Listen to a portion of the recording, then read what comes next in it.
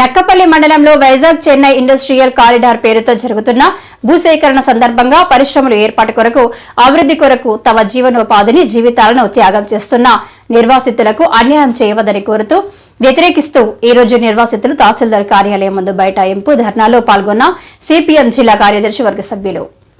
Vizag Chennai industrial corridor పేరు చెప్పి Rajipeta, బుచ్చిరాజుపేట, Chandanada, Vempadu, DL Puram 5 revenue గ్రామాల్లో సుమారుగా 5,500 ఎకరాలు భూములు సేకరిస్తా ఉన్నారు.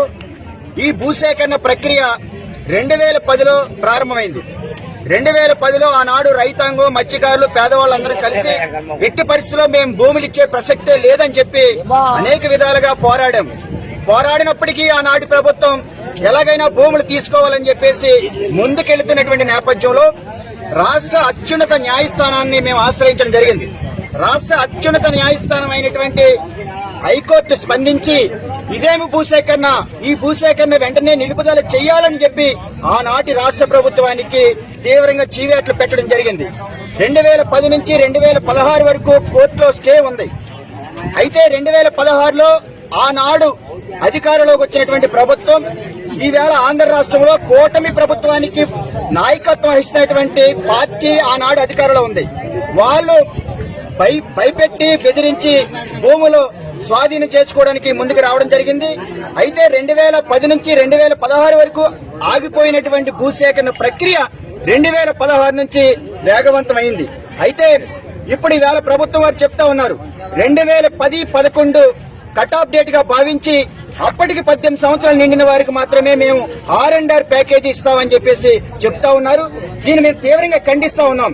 2010-11లో మీరు భూసేకరణ నోటిఫికేషన్ ఇచ్చిన తర్వాత మేము పోరాడి రాష్ట్ర అత్యున్నత న్యాయస్థానం అయినటువంటి హైకోర్టును ఆశ్రయిస్తే 2016 వరకు భూసేకరణ ప్రక్రియ ఆగిపోతే మీరు మళ్ళా 2010-11ని కట్ ఆఫ్ డేట్ గా ఎలా పరిగణిస్తారు అని చెప్పేసి ఇవాళ జిల్లా అధికార యంత్రాంగాన్ని, జిల్లా కలెక్టర్ని మేము ప్రశ్నిస్తా ఉన్నాం.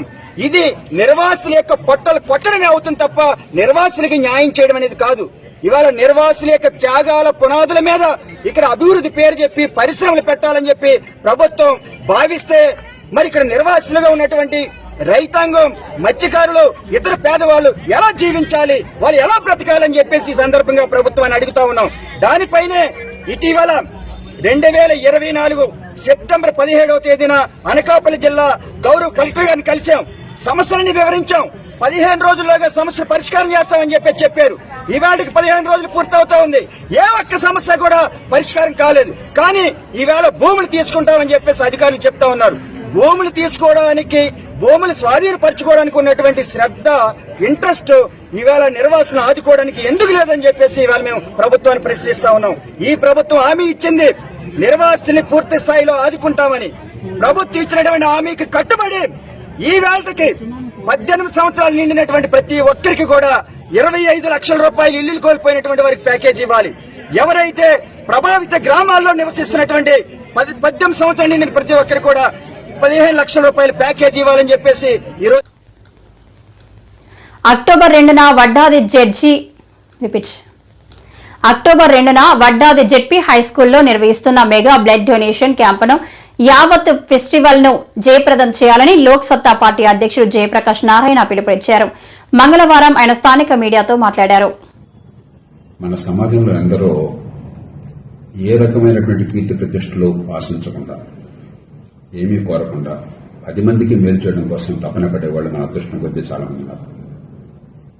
ఉదాహరణకి అమ్మ హెల్పింగ్ హార్స్ అనేటువంటి సంస్థ పేరుతో ఇతర స్వచ్ఛంద సంస్థలు అనకాపల్లి, విశాఖపట్నం ప్రాంతాల్లో అందరూ కలిసి వినోద్ బాలు గారు అలాంటి వారి నాయకత్వంలో 1000 రక్తదాన శిబిరాలు చేశారని చెప్పినట్టు గొప్ప విషయం. 1000 రక్తదానాలే గొప్ప విషయం. అలాంటిది 1000 శిబిరాలు జరుగుతున్నాయని చెప్పంటే ఒక అద్భుతమైన విషయం. మన అదృష్టం కొద్దీ ఆధునిక యుగంలో 20వ శతాబ్దం నుంచి ఈ రక్తాలను గురించి అవగాహన ఎప్పుడైతే పెరిగిందో, రక్త గ్రూపులను గురించి ల్యాండ్స్ కింద అని ఆయన ఈ బ్లడ్ గ్రూప్స్ మనకి అర్థమయ్యేది చెప్పారు. అప్పటిదాకా బ్లడ్ ట్రాన్స్ఫ్యూజన్ చేసినా కూడా చాలా మంది చచ్చిపోయేవారు. ఎప్పుడైతే అవగాహన పెరిగి శాస్త్రీయ పరిజ్ఞానం వచ్చిందో చాలా సందర్భాల్లో రక్తం ప్రాణాలని కాపాడగలదు. అయితే రక్తాన్ని రక్తం ఇవ్వడం కావచ్చు, ప్లాస్మాగా ఇవ్వడం కావచ్చు, లేకపోతే రక్తంలో ఉన్న కొన్ని కణాల అవసరాన్ని బట్టి ఇవ్వడం కావచ్చు, ప్లేట్లెట్స్ కానీ మరొకటి కానీ, డెంగ్యూ ఫీవర్ లాంటి వాటికి మనం ప్రాణాలను కాపాడచ్చు. మన అదృష్టం కొద్దీ ఈ దాతలకు పెద్ద నష్టమే లేదు. మళ్ళీ రక్తం చాలా వేగంగా తిరిగి వచ్చేస్తుంది మన శరీరంలో. మన శరీరం రక్తాన్ని పుట్టిస్తుంది, రక్తకణాలను పుట్టిస్తుంది. కాబట్టి మనకి ఏమి నష్టం లేకుండా పూర్ణారోగ్యం ఉన్నవాళ్ళు, సరైన వయసులో ఉన్నవాళ్ళు వేలాది మందిని ప్రాణాలను కాపాడవచ్చు. ఆ ప్రయత్నాన్ని చేస్తున్నటువంటి అమ్మా హెల్పింగ్ హార్ట్స్ని అలాగే ఇతర స్వచ్ఛంద సంస్థల్ని వెనకాల నాయకత్వాన్ని ఇస్తున్నటువంటి వినోద్ గారిని, మిత్రులని మనసారా అభినందిస్తున్నాను. మనందరం తలుచుకున్నట్టయితే ఏదో చిన్న అంశంలో రక్తదానం కావచ్చు, ఇతర అవయవదానాలు కావచ్చు, మనం మరణానంతరం, లేకపోతే పిల్లల విద్య కోసం కానీ, లేదా కుటుంబాల ఆరోగ్యం కోసం కానీ చేతనానికి ఎక్కడికక్కడ సాయం చేయడం కావచ్చు, 4 మొక్కలు నాటడం కావచ్చు, ఏదో రకంగా సామూహిక జీవనాన్ని మనం బాగు చేయొచ్చు. దాన్నే అమ్మా హెల్పింగ్ హార్ట్స్ చేస్తున్నారు. వారిని మనసారా అభినందిస్తూ యువతలందరినీ కోరుతున్నాము. ఇలాంటి కార్యక్రమాల్లో పాల్పంచుకోండి, తృప్తిని పొందండి, జీవితంలో ఒక సాఫల్యం, మంచి పని సాధిస్తున్న నమ్మకాన్ని పొందండి. ఎందుకంటే వ్యక్తి సుఖం, సమాజ హితం 2 కలవాలి. మీరందరూ ఎదగాలి, గర్వంగా కలెక్టుగా ఎదగాలి. కానీ సమాజం అధ్వాన్నంగా ఉంటే వ్యక్తులు ఎదిగిన ఉపయోగం లేదు. వ్యక్తి ఎదుగుదల, సమాజ ఔన్నత్యం రెంటిని కాపాడుకుంటేనే ఈ దేశ భవిష్యత్తును కాపాడగలం, యువత భవిష్యత్తును కాపాడగలం. ఆ ప్రయత్నం చేస్తున్న ఈ సంస్థలను మనసారా అభినందిస్తూ గాంధీ జయంతి సందర్భంగా అక్టోబర్ 2న ఈ 10వ శిబిరం నిర్వహిస్తున్నారు. అందుకు శుభాకాంక్షలు తెలియజేస్తూ నేను సెలవు తీసుకున్నాను. కొనిదెల పవన్ కళ్యాణ్ చేపట్టిన ప్రాయశ్చిత్త దీక్షకు మద్దతుగా పెందుర్తి నియోజకవర్గం శాసనసభ్యులు పంచకర్ల రమేష్ బాబు శ్రీ శ్రీ శ్రీ విశాలాక్షి విశ్వేశ్వర స్వామి వారి ఆలయంలో దీపారాధన కార్యక్రమం నిర్వహించడం జరిగింది.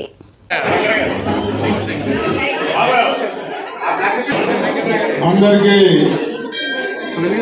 నమస్సుమాంజలి. గత 9 రోజులుగా పవన్ కళ్యాణ్ గారి ప్రాయశ్చిత్త దీక్షకు మద్దతుగా ఇంకా ఆఖరి 4 రోజులు వచ్చేసాయి. ఈ రోజు నుంచి ఎంతో భక్తి శ్రద్ధలతో 30వ తారీఖు దీపారాధన కార్యక్రమం, 31వ తారీఖు నారాయణ జపం, 1వ తారీఖు నగర సంకీర్తన, 2వ తారీఖు భజనతో పరిసమాప్తం అవుతుంది. రాష్ట్ర వ్యాప్తంగా ఈ 4 రోజులు ఈ 4 కార్యక్రమాలు చేయమని మా అధ్యక్షులు, మాకు స్ఫూర్తిదాత, ఈ సమాజం, ఈ రాష్ట్రం, ఈ దేశం చల్లగా ఉండాలని కోరుకునే వ్యక్తి రాష్ట్ర ఉప ముఖ్యమంత్రి పవన్ కళ్యాణ్ గారి పిలుపు మేరకు గత 9 రోజులుగా ఈ కార్యక్రమాలు మనం చేస్తా ఉన్నాం. 3 మండలాల్లో, అర్బన్లో, అన్ని వార్డుల్లో కూడా ఆల్మోస్ట్ మనం ఈ కార్యక్రమాలు చేసుకున్నాం 9 రోజుల నుంచి. మరి ఈరోజు వారి పిలుపు మేరకు ఈరోజు సోమవారం శివుడికి ప్రీతిపాత్రమైన రోజు శివాలయంలో పెద్దలు ఈశ్వరరావు గారు మనకు అన్ని సమకూర్చి ఈరోజు ఈ దీపారాధన కార్యక్రమాలను సహకరించినందుకు ఈశ్వరరావు గారికి మనస్ఫూర్తిగా ధన్యవాదాలు, కృతజ్ఞతలు తెలియజేస్తూ, కేవలం ఈ కార్యక్రమాల వల్ల మనకు తెలియజేసేది ఏంటి అంటే ఒక పవిత్రత, ఒక దేశాన్ని, ప్రాంతాన్ని, లౌకికత్వాన్ని కాపాడటం కోసం. ఎవరు తప్పు చేసినా భగవంతుడా క్షమించు, ప్రాయశ్చిత్తం తప్పెవరు చేసినా కూడా మేము తీసుకుంటాం, ఎవరైనా తప్పు చేస్తే భగవంతుడా క్షమించు అని కోరుకునే మేము భగవంతుడి విషయంలోనే తప్పు జరిగితే ప్రాయశ్చిత్తం చెల్లించాలి అని ఒక కఠినమైన, అకుంఠితమైన దీక్షతో 11 రోజులు దీక్ష చేసి అనేక గుడులకు వెళ్ళి మొన్ననే కనకదుర్గమ్మ గుడి కింద నుంచి పై వరకు మెట్లు కడిగి బొట్లు పెట్టి పూజ చేసిన విధానం మనం చూసాం. తర్వాత రేపు తిరుపతి వెళ్తున్నారు, ఎల్లుండి నడిచి కొండ మీదకి వెళ్ళి మొక్కు చెల్లించుకుని దీక్ష విరమించి 3వ తారీఖు తిరుపతిలో వారాహి బహిరంగ సభ పెట్టి ఒక అమూల్యమైన సందేశం ఇవ్వడానికి వారు ప్రతిజ్ఞ పూనారు. ఇందాకడే గంట క్రితం నాదెండ్ల మనోహర్ గారు టెలికాన్ఫరెన్స్ తీసుకున్నారు. వారు మనందరికీ దిశ నిర్దేశించారు. ఎవరన్నా కొంతమంది తిరుపతి వచ్చేవాళ్ళు వచ్చినప్పటికీ మిగతా వాళ్ళు మన పార్టీ తాలూకా యూట్యూబ్ ఆ రోజు లైవ్ ఇస్తుంది. అందరూ యూట్యూబ్ లింక్ తీసుకుని యూట్యూబ్ లో చూడటం కానీ అన్ని కూడల్లో టీవీలు ఏర్పాటు చేసి పబ్లిక్ చూపించడం కానీ చేయాలి అని. ఎందుకంటే ఆ రోజు ఒక ముఖ్యమైన సందేశం ఆయన ఇవ్వబోతా ఉన్నారు పవన్ కళ్యాణ్ గారు. చాలా మంది మాట్లాడుతూ ఉన్నారు ఇది ఏ ఒక్క మతానికి అపచారం. తిరుపతి లడ్డు వివాదంపై ప్రజాశాంతి పార్టీ చీఫ్ కేఏ పాల్ సుప్రీంకోర్టులో పిటిషన్ దాఖలు చేశారు. తిరుపతి లడ్డు వివాదంపై సీబీఐ విచారణ జరిపించాలని, తిరుపతిని కేంద్ర పాలిత ప్రాంతంగా ప్రకటించాలని కోరుతూ ఆయన పిటిషన్ వేశారు అని అన్నారు. ఈ మేరకు మీడియాతో మాట్లాడారు. ఎందుకు సిట్ అండర్ చంద్రబాబు నాయుడు దొంగల్ని ఇన్వెస్టిగేట్ చేస్తే సత్యం ఎలా బయటకు వస్తుంది? ఆ రిటైర్డ్ ఐపీఎస్ అవ్వచ్చు. ఎంతమంది రిటైర్డ్ ఇప్పుడు రంగనాథన్ ఉన్నారు. నిన్న కోర్టుకి రావాల్సి వచ్చింది తెలంగాణలో. హైడ్రా విషయంలో ఆయన చేసిన తప్పులన్నీ నేను రైట్ చేసిన క్వశ్చన్స్ 2 weeks బ్యాక్ హైడ్రా విషయంలో ఆనరబుల్ హైకోర్టు కూడా రైట్ చేసింది. అదే నిన్న నేను రేవంత్ రెడ్డి తమ్ముడితో క్లియర్ గా ఎక్స్ప్లెయిన్ చేశాను మాట్లాడుతూ నిన్న రాత్రి. ఈ హైడ్రా విషయంలో ఏం చేస్తే బాగుంటుంది కనుక నేను తిరుపతిని వాటికన్ లాగే 744 మందికి ఒక ప్రత్యేక దేశమే చేసినప్పుడు వాటికన్ సిటీని క్యాథలిక్స్ హోలీ ప్లేస్ గా లక్షల మంది ఉన్న తిరుపతి, లక్షల కోట్లు ఉన్న తిరుపతిని ఎందుకు ఒక కనీసం ప్రత్యేక టెరిటరీగా చేయకూడదు?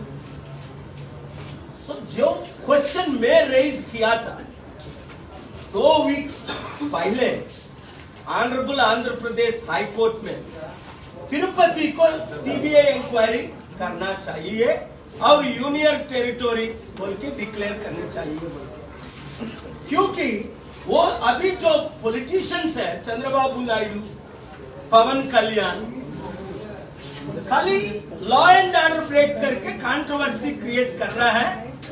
ऐसा कंटिन्यू होने से मुश्किल हो जाएगा हिंदू मुसलमान क्रिश्चियन में. इसीलिए मैं इंटर्म प्रेयर, अभी सुप्रीम कोर्ट में भी मैं इंटर्म प्रेयर जो मांग रहा हूं, इंटर्म ऑर्डर पास कर लीजिए. जैसा Chandrababu Naidu, Pawan Kalyan without due process वो लोग ऐसा stupid question, false fabricated issues लाके आंध्र प्रदेश को रुइन करता है, तेलुगु स्टेट्स को रुइन कर रहा है. वही तेलंगाना में तो हाइड्रा को यूज करके मिसयूज कर रहा है. लाख लाख लोगों का building 1,50,000 crore valuable buildings have been destroyed already without a due process, which I shared with the Honorable Chief Minister, my younger brother Ravant Reddy yesterday evening. Face to face, I graciously confronted him that the way Hydra is going on in Telangana, it is illegal, unethical, immoral, and that's what the Honorable Telangana High Court also confirmed. Thank you very much.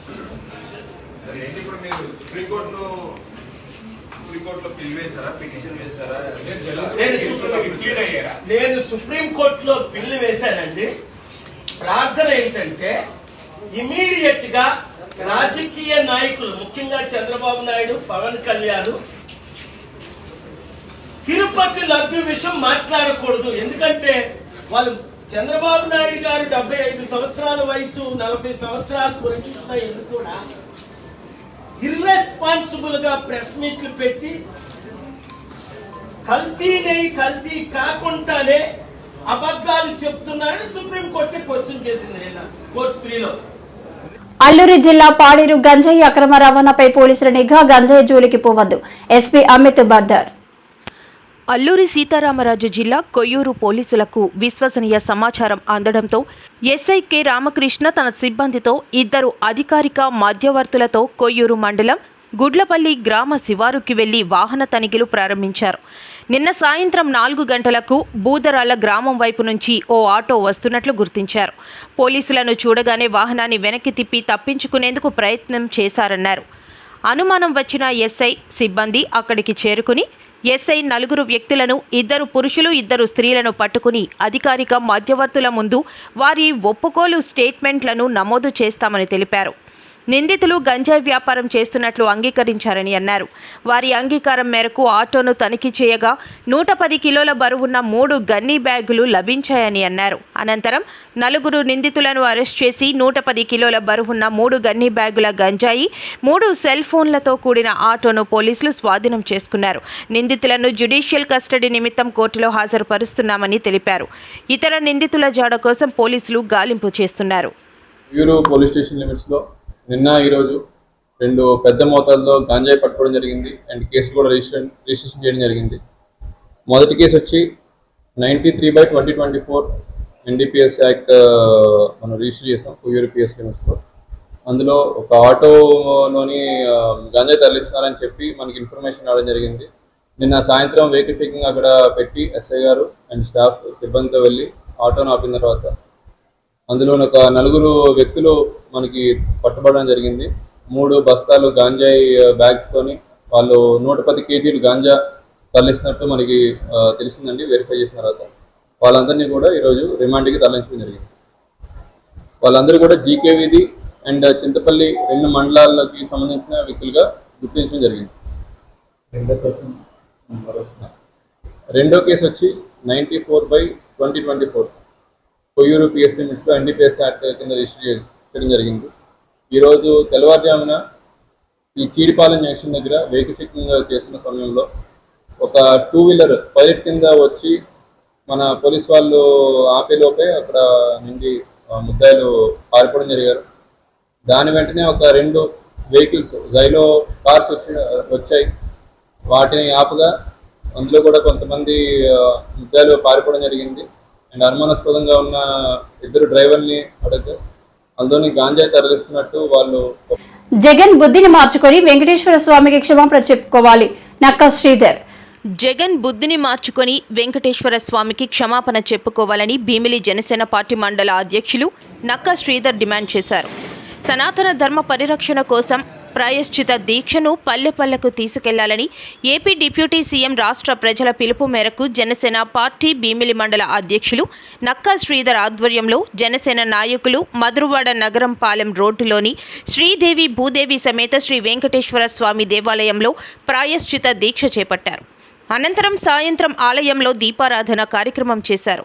ఈ సందర్భంగా శ్రీధర్ మాట్లాడుతూ తిరుపతి దేవస్థానం ప్రసాదంలో జంతువుల కొవ్వు కలిపి తయారు చేస్తున్న సంగతి అందరికీ తెలిసిందే. అందుకని ప్రతి హిందువు జనసేన పార్టీ అధినేత పవన్ కళ్యాణ్ చెప్పినట్లు హిందూ ధర్మం కాపాడాలి అంటే ప్రతి ఒక్కరూ ముందుకు రావాలి. అలాగే గత ప్రభుత్వ పాలకులు చేసిన తప్పును తప్పించుకోవడానికి ఎలాగైతే ప్రయత్నాలు చేస్తున్నారో అలాగే వెంకటేశ్వర స్వామిని దర్శించుకోవడానికి డిక్లరేషన్ ఇవ్వడానికి మాజీ ముఖ్యమంత్రి జగన్మోహన్ రెడ్డికి ఎందుకు వెనకాడుతున్నారో తెలియడం లేదని, 4 గోడల మధ్యలో కూర్చొని బైబిల్ చదువుతారని తానే ఒప్పుకున్నారని, మేము కూడా అన్ని మతాలు నమ్ముతాం కానీ డిక్లరేషన్ ఎందుకు ఇవ్వకూడదని ప్రశ్నించారు. ఇప్పటికైనా వైసీపీ బుద్ధిని మార్చుకొని వెంకటేశ్వర స్వామికి క్షమాపణ చెప్పుకోవాలన్నారు. ఓం నమో వెంకటేశాయ. మన కలియుగ ఆరాధ్యదేవైన శ్రీ శ్రీ శ్రీ వెంకటేశ్వర స్వామికి జరిగిన అపచారం మీ అందరికీ తెలిసిందే.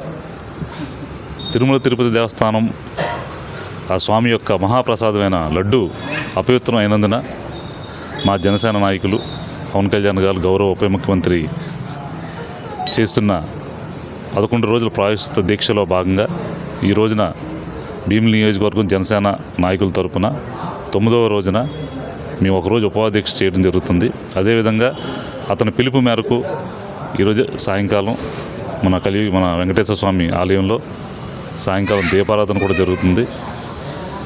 దేవుడి మీద శ్రద్ధ కానీ పెట్టకుండా తిరిగి అక్కడ వచ్చిన ఆదాయాన్ని ఏదో విధంగా దోచుకుందామన్న ఆలోచనతో వీళ్ళు పనిచేశారు. ఇప్పటికైనా మీరు బుద్ధి తెచ్చుకొని రానున్న రోజుల్లో సరే మేము ఒక హిందూ ధర్మాన్ని కాపాడవలసిందిగా మీ అందరికీ కోరుతున్నాను. ఎందుకంటే సాక్షాత్తు మీ నాయకుడే చెప్పారు, ఒక గదిలో కూర్చొని మేము 4 గోడల మధ్యన మేము బైబిల్ చదువుతాను, బయటకు వస్తే అందరి మతాలను గౌరవిస్తాను, అది మానవత్వం అని. ఏ విధంగా నువ్వు చెప్పగలుగుతున్నావో మాకేం అర్థం కావట్లేదండి. ఎందుకంటే మీ తాలూకు మతాన్ని మేము గౌరవిస్తాం, క్రిస్టియనిజం కానీ లేదా అల్లా ఇజం కానీ ఏదైనా సరే మేము అందరం గౌరవించే వ్యక్తులం. మీరు 4 గోడలు మీద చదువుకోండి, కానీ మీరు ఒక రాష్ట్రానికి ఒక ముఖ్యమంత్రిగా పనిచేసిన వ్యక్తి, అదేవిధంగా మీరు ఒక ప్రతిపక్ష నాయకుడు, మీరు తిరుమల తిరుపతి దేవస్థానానికి వచ్చినప్పుడు డిక్లరేషన్ ఇవ్వడంలో మీకున్న అభ్యంతరం ఏంటని ఈ సందర్భంగా మిమ్మల్ని అడుగుతున్నాను. ఒక డిక్లరేషన్ ఇచ్చి మీరు నచ్చినట్టు మీరు రావచ్చు కదా, కానీ ఏదో రాద్ధాంతం చేయాలి, అక్కడికి వచ్చి గొడవలు పెట్టాలి అనే ఉద్దేశంతో మీరు పనిచేశారు తప్ప మీరు ఎటువంటి దైవభక్తి కానీ